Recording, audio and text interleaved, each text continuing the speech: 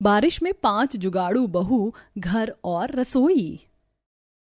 जहां बड़ी बहू सुधा चूल्हे में खाना बनाते हुए खिसिया कर बुदबुदा रही थी। मुश्किल से मचान पर से 7-8 तोड़ी टूट कर निकली हैं। ये भी बनने के बाद गलकर इतनी थोड़ी हो गई कि इतनी से तरकारी में 12-13 जनों को कैसे खिलाएंगे। गुंजा, चावल धो दिया हो तो जल्दी से ले आओ।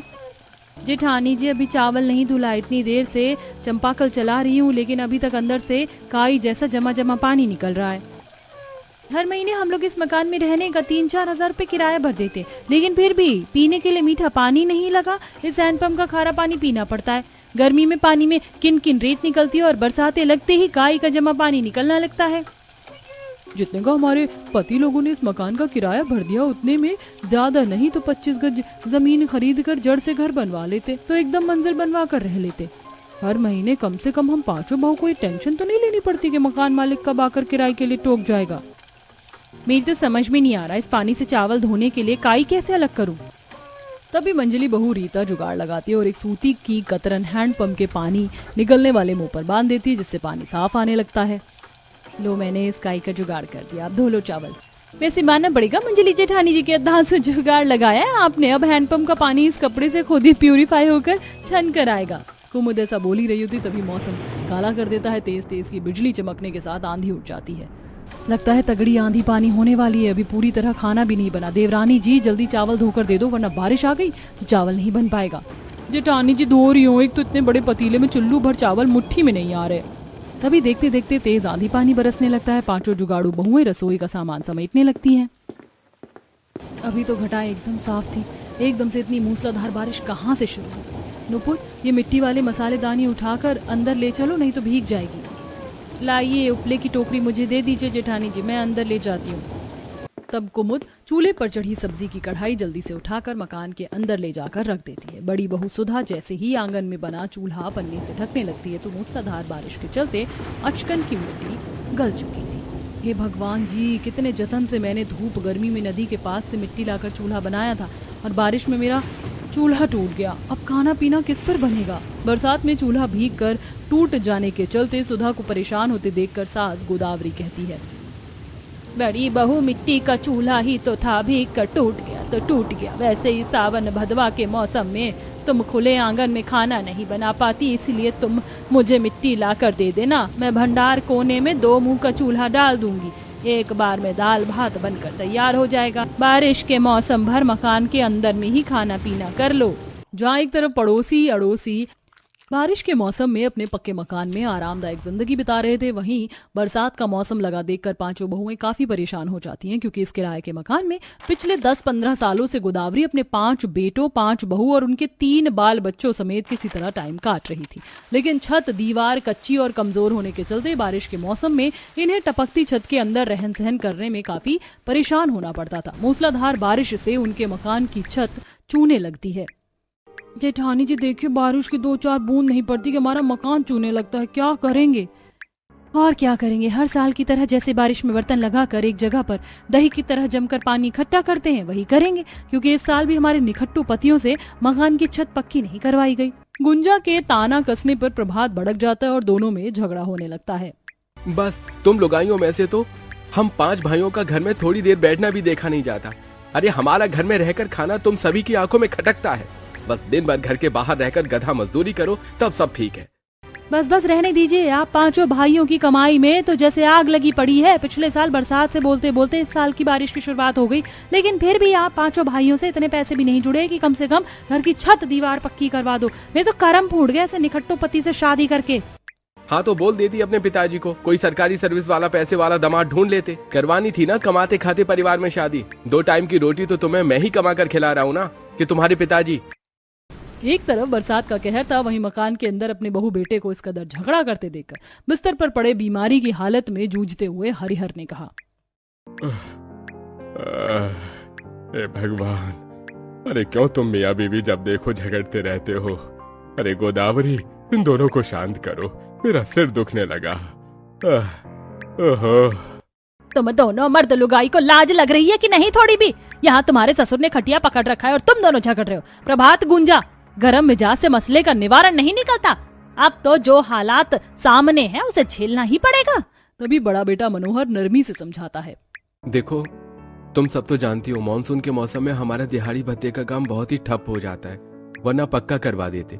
और वैसे भी किराए के मकान में रहकर खुद के पैसे लगाकर काम करने से मकानदार किराए में नहीं कटेगा। कुछ खाना बनाया है तो दे दो, हम खाकर काम पर जाएं। रीता बहू अपने देवर जेठ पति को खाना परोस दे। तभी रीता असहज होकर कहती है, माँ जी केवल सब्जी बन पाई है, भात बनाने जा रही थी, इतने में बारिश हो गई। रीता बहू देख, रात की कोई बासी कोसी रोटी बची हो तो दे दे। तुम पांचों के पतियों को इतनी समझदारी है कि चूल्हा टूटा पड़ा है तो टटका चावल कहाँ से मिलेगा। तब रीता थोड़ी थोड़ी सब्जी के साथ हिचकिचाते हुए रोटी परोसती है। जेठ जी वो सब्जी कम है इसलिए थोड़ी थोड़ी दी है। कोई बात नहीं, इतने में तो रोटी खा लेंगे। पांचों थोड़ी सी सब्जी के साथ छुआ छुआ कर रोटी खाते हैं और हल्की बूंदाबांदी में रोजी भत्ते के लिए निकल जाते हैं। तभी नुपुर दुखी भाव से कहती है, सब्जी कम होने के चलते हमारे पतियों ने पेट भरकर खाना भी नहीं खाया, थोड़ा अचार भी होता तो खा लेते बढ़िया से। जार का आधे से ज्यादा अचार तो बाल बच्चों ने खाकर खत्म कर दिया। उन्हें भी तो रोज अचार पराठा देते थे, ऊपर से इस साल तो बाजार में कच्ची कैरी भी इतने महंगे दाम पर बिक रही है कि सोचना पड़ता है। कुमुद की ये बात सुनकर रीता के दिमाग में जुगाड़ आता है। अरे जब बिना खरीदे ही आम का अचार लगा सकते हैं तो बेफिजूल के पैसे क्यों फूकना। आज कितनी देर तक पीट पीट कर आंधी पानी बरसा है, पता है जंगल में पेड़ से कितने सारे आम गिरे होंगे। ये तो हमने सोचा ही नहीं। चलो इससे पहले कि कोई और जाकर वो सारे आम बीन के ले जाए, चलो। तभी बारिश में भीगे हुए दोनों बड़ी बहू रीता सुधा के बच्चे स्कूल से आ जाते हैं। माँ छोटी चाची आप सब लोग कहाँ जा रही हो, मैं भी चलूंगा। राजू बेटा हम जंगल जा रहे हैं, तुम्हारे लिए मीठे रसीले आम चुन कर ले आएंगे, तुम घर में रहो। थोड़ी देर में पांचों बहुएं जंगल पहुंच जाती हैं, जहां ठंडी ठंडी हवा चल रही थी और शाखाओं पत्तों पर जमी बूंदें गिर रही थी। जमीन पर बहुतायत के आम पेड़ से टूट कर गिरे थे, जिसे देखकर पांचों जुगाड़ू बहू खुश होकर जल्दी जल्दी चुनने लगती हैं। जरा देखो ये शहरी दशहरी कच्चे आम कितने बड़े हैं, पता है बाकी मालदे और लंगड़े आम की तुलना में इसमें काफी गूदा होता है और इसका अचार भी अच्छा लगता है और काफी समय तक टिकता है। वैसे कुछ देर की बारिश से मौसम के वातावरण में कितनी ठंडक आ गई है और पेड़ पौधों ने भी नहा लिया। तभी जंगल के बीच बनी मड़ई में से बूढ़ी दुलारी बाहर आती है। अब आई हो तुम बहुएं, मैं कब से तुम्हारी बाट जो रही थी। कैसी हो दुलारी दादी, तबीयत तो ठीक है? हाँ मैं तो एकदम चंगी वाली हूँ। पेड़ पौधों की शुद्ध ताजी हवा शरीर में लगती है, जंगल से ही फल चुनकर भरण पोषण कर लेती हूँ। वैसे दुलारी दादी आपको इतने घने जंगल में अकेले रहने में जंगली जीव जंतु का जोखिम नहीं लगता? रीता बहू इस जग में जानवरों से वफादार तो इंसान भी नहीं होता। एक कुत्ते को भी अगर तुम 2 टुक रोटी डाल दोगी ना तो इतनी भी खाकर संतुष्ट हो जाता है, तुम्हारे घर के बाहर बैठकर पहरेदारी भी करेगा। ये तो है दुलारी अम्मा, हम पांचों भी जंगल में जब आते हैं तो काफी सुकून ठंडक मिलता है, दिल करता है यहीं पर बसावट कर लें, किराए की भी भारी चिंता सर से उतरे। तब नुपुर नदी के किनारे हरे साग निकले हुए देखती है। सुधा दीदी, रीता दीदी, वो देखिए बरसाते लगते ही नदी में साग पनप गया है। पर नुपुर साग तो सर्दी के मौसम में होता है, बारिश में कौन सा साग पात होता है? मेरे देखने में तो खरपतवार लग रहा है। गुंजा जीजी मुझे भी साग की अच्छे से परख है, ये लाल चौलाई का साग है, बाजार में बहुत महंगा बिकता है, मैं खोट कर ले आती हूँ। नुपुर नदी के अंदर उतरकर उस लाल लाल चौलाई साग को खोटने लगती है। तभी उसके पैरों के नीचे काफी सारे पत्थरों का आभास होता है। लगता है इस नदी में घोंगे और सीप भी हैं। नुपुर देखो मौसम खराब हो रहा है, जल्दी से आ जाओ। हमारा चूल्हा भी तो टूट गया है, अब नदी के पास आए तो बलुआ मिट्टी ले लेते हैं। दोनों बड़ी बहू चूल्हा बनाने के लिए मिट्टी निकालती हैं, वहीं नुपुर नदी में से ताजा साग खोट कर बाहर आती है। जैसे ही पांचों बहू घर पहुंचती हैं तो मकानदार राजू को मार रहा था। दादी मुझको बचाओ, मोटे खड़ूस अंकल मुझको मार रहे हैं, मुझको बहुत दर्द हो रहा है। मकानदार जी छोड़ दीजिए मेरे पोते को। हरामखोर कहीं का, तूने मुझे मोटा बोला, अभी देख मैं तेरे कैसी खाल खींचता हूँ। तभी रीता बीच में आकर अपने बच्चों को ले लेती है। हे भगवान, राजू तो ठीक है ना? मकानदार जी इतने छोटे मासूम से बच्चे को मारते हुए आपको मोह नहीं आ रहा था? अरे क्या किया मेरे बेटे ने? ज्यादा दूध की धुली मत बन गोदावरी की बहू। एक तो तूने अपने बेटे को इतना चस्का कर रखा है, मेरे मकान का दरवाजा तोड़ दिया, खर्चा तो मेरा बढ़ गया ना। एक तो तुम पांचों की कसम कभी भी टाइम पर किराया नहीं देते, खाली कर जाओ मेरा मकान।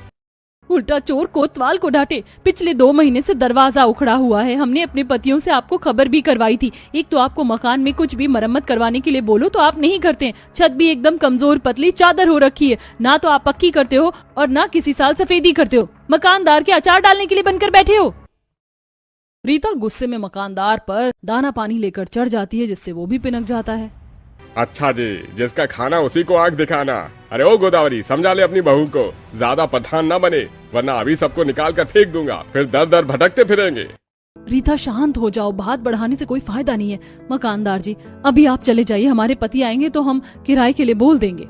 इस महीने में मुझे पूरा क्लियर किराया चाहिए और 10 तारीख तक मुझे मेरा मकान भी खाली चाहिए। एक तरफ बरसात का मौसम था, वहीं दूसरी तरफ मकानदार घर खाली करने के लिए बोलकर चला जाता है। रात को पांचों भाई थैली में थोड़ा थोड़ा राशन लेकर आते हैं। ये लो, थोड़ा दाल चावल लेके आए हैं, खिचड़ी बना दो। आज भी आप पांचों भाई की इतनी आमदनी नहीं हुई कि सब्जी ले आए, बस छुच्छे दाल चावल उठाकर ले आते हैं, बच्चे खाते भी नहीं है। नूपुर, तुम ऐसे ताने मार रही हो जैसे हम भाई दिन भर बाहर बैठकर झक मार रहे थे, दिन भर खाली बैठे थे, शाम को दिहाड़ी लगी है, जितनी आमदनी होगी उतने में तो खर्चा लेकर आएंगे, अब क्या कोलू में सर दे दें?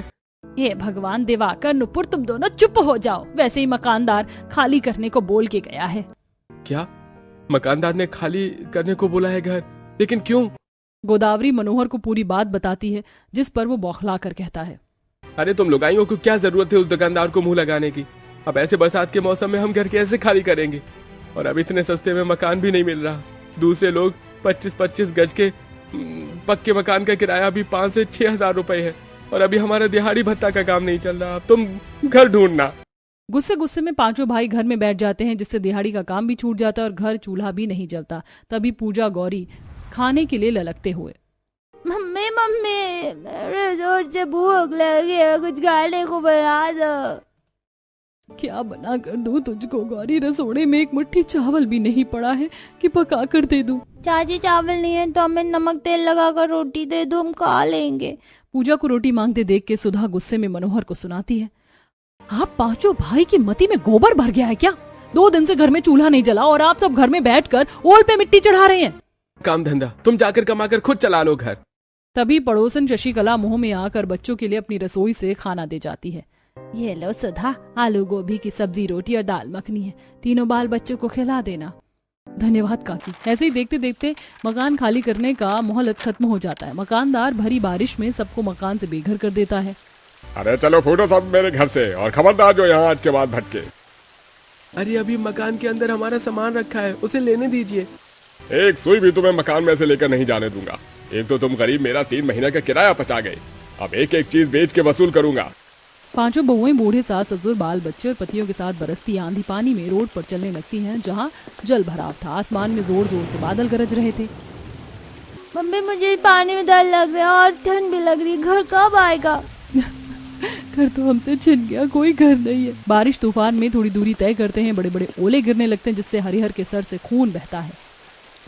राम जी, मनोहर के बाबूजी, लगता है इस बारिश में हम ढेर हो जाएंगे बहुओं। माँ जी, ऐसा कुछ नहीं होगा, आप सब आइए। तब पांचों जुगाड़ बहुएं उन्हें जंगल में लाती हैं। सब लोग एक घने पेड़ के नीचे शरण लेते हैं। पूरे जंगल में पेड़ों से पत्ते टूट कर गिरे थे, जैसे कि केले, बरगद, शीशम के पत्ते, जिसे देख बहुओं को जुगाड़ आता है। इस आंधी तूफानी बारिश में हम बिना घर के इस पेड़ के नीचे रात काट नहीं पाएंगे, हमें बसावट करनी होगी। देखो, तूफान में कितने सारे पत्ते टूटकर गिरे हैं। पुराने जमाने में जब पक्के घर नहीं होते थे तो आदिवासी भी पत्तों के घर में गुजर बसर करते थे। पांचों बहुएं बरसात में भीग भीग कर पत्तों का आश्रय डालने की कोशिश करती हैं, लेकिन वो हवा के तीव्रता से तिनके की तरह बिखर जाता है, जिस पर नुपुर, इस तरह हम अपनी बसावट खड़ी नहीं कर पाएंगे क्योंकि ये पत्ते हल्के हैं। तभी उन पांचों के पति भी मदद के लिए आते हैं और दिवाकर कहता है, देखो, बसावट करने के लिए पत्तों के साथ ठोस लकड़ी चाहिए होगी, तब बात बनेगी। हमें अपनी गलती का पछतावा है, हमें माफ कर दो। तब पांचों शीशम, देवदार जैसे ठोस पेड़ की लकड़ियां काट कर लाते और जमीन खोद कर नींव डालते हैं। तभी तीनों बच्चे एक पेड़ में से चिपचिपा पदार्थ ले जाते हैं। माँ देखो, हमें पेड़ से गोंद मिला। ये तरल पदार्थ मेरे हाथों में चिपक गया। रीता, ये पदार्थ हमारे घर में पत्तों को चिपकाने में मदद करेगा। बच्चों, ये पदार्थ और लेकर आओ। तीनों बच्चे उस पेड़ की छाल से गोंद इकट्ठा करके लाते हैं। तीनों बहू पतियों के साथ लगकर घर बनवाती हैं। 2 बहू नुपुर, कुमुद भोजन की व्यवस्था में लगती हैं। देखो, मुझे जंगल में से कितनी सब्जी मिली है। ये जंगली गोभी, कुंदरू और अरबी के पत्ते, इसके पकौड़े बहुत ही स्वादिष्ट बनते हैं। देखो, इस नदी के किनारे कितने सारे बड़े बड़े पत्थर थे, इसमें हम अपने लिए छोटी मोटी रसोई बना सकते हैं और सामान भी। तब दोनों पत्थर लकड़ी से जुगाड़ू रसोई बनाती हैं। और उसकी छत को खजूर, केले के पत्ते और नारियल के पत्ते से टिकाऊ मजबूत करती हैं और ईंट पत्थर से जुगाड़ू चूल्हा बना लेती हैं। किसी तरह हमने इस पत्थर से जुगाड़ू चूल्हा तो बना दिया, लेकिन पकाने और परोसने के लिए हमें बर्तन की आवश्यकता लगेगी। और इतनी भीषण बारिश में तो इस जंगल में सूखी मिट्टी मिलना भी असंभव है, जो हम मिट्टी के बर्तन ही बना ले। कुमुद नुपुर ऐसा सोचकर बर्तनों की तलाश में आगे निकलती हैं, जहां उन्हें फलदायी महुआ का पेड़ दिखता है, जिस पर से सफेद मोती जैसे महुआ पूरे जंगल में चू कर गिर रहे थे, जिसे देखकर कुमुद प्रसन्न हो जाती है।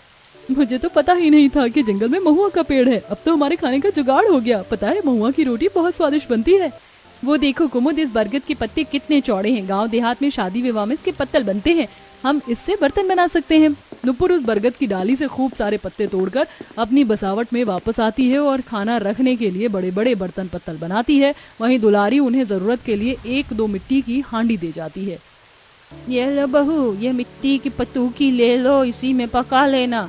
बहुत बहुत धन्यवाद दुलारी दादी, आपने हमारी समस्या हल कर दी। चलो अरबी के पकौड़े बनाते हैं। मगर बिना तेल के पकौड़े कैसे बनाएंगे? तभी सुधा जंगल के थोड़ी आगे अरंडी के पेड़ देखती है, जिसमें फल लगे हुए थे, जिन्हें देखकर उसको जुगाड़पन सूझता है और वो उन फल पत्तों को तोड़ कर ले आती है। जेठानी जी, आप इन कटीले फलों का क्या करोगी? रीता, इसके अंदर अरंडी के बीज होते हैं, जिसको पेड़ने से तेल निकलता है। ये सुनकर रीता आश्चर्यचकित होती है। तब उन फलों में से बीज निकालकर सुधा उसे कूट कर तेल निकालती है। वहीं जंगल से ही उन्हें कच्चा हल्दी का पेड़ भी मिल जाता है और नदी में से नमक, जिससे वो स्वादिष्ट पकौड़े बनाकर परोसती हैं। वाह, ये अरबी के पत्ते के पकौड़े तो कितने करारे, खस्ता और स्वादिष्ट लग रहे हैं। खाने में पेट भर गया। सच में मनोहर भैया, और इस जंगल के ठंडे ठंडे वातावरण में बसावट करके खाने का अनुभव कितना खास है ना। ये लीजिए और पकौड़े खाइए, गरम गरम स्वादिष्ट लगेंगे। सुधा, हमको माफ कर दो। हमारी लापरवाही के चलते हम आज घर से बेघर हो गए। ये तो तुम पांचों के जुगाड़ की वजह से हम इस जंगल में बसावट कर पाए, वरना बेघर बिना छत के बारिश में भटक रहे होते। अब हम पांचों भाई मेहनत से कमाएंगे। अगले दिन तड़के सुबह सुबह पांचों जीविका उपार्जन करने में लग जाते हैं। तीनों भाई लकड़ी की कटाई करते हैं और 2 नदी में से मछली निकालते हैं। वैसे बरसात से इस नदी के पानी का जलस्तर काफी बढ़ गया है। रोहू, मांगुर, बड़ी बड़ी मछली हाथ में पकड़ में आ रही हैं। हमने भी लकड़ी काट ली है, चलो अब बाजार चलते हैं। तब पांचों बाजार में जाकर मछली और लकड़ी बेचते हैं और नदी की ताजी मछली होने के चलते ग्राहकों में महंगे रेट में भी खरीदने की लूटमार मच जाती है, जिससे मछली बेचकर उनकी अच्छी आमदनी होती है। वहीं पांचों जुगाड़ू बहुएं भी जंगल के परती भूभाग में जमी काई को साफ सुथरा करके बरसाती मौसमी सब्जियां, साग जैसे कि चौलाई, भुट्टे की बुआई लगा देती हैं। थोड़े समय में उसमें से फसल फूट पड़ती है, जिससे अब पांचों रसोई में बनाने के लिए ताजी सब्जियों का इस्तेमाल करती हैं और पांचों बहू बारिश में जुगाड़ू घर रसोई में सुलभता से रहन सहन करने लगती हैं।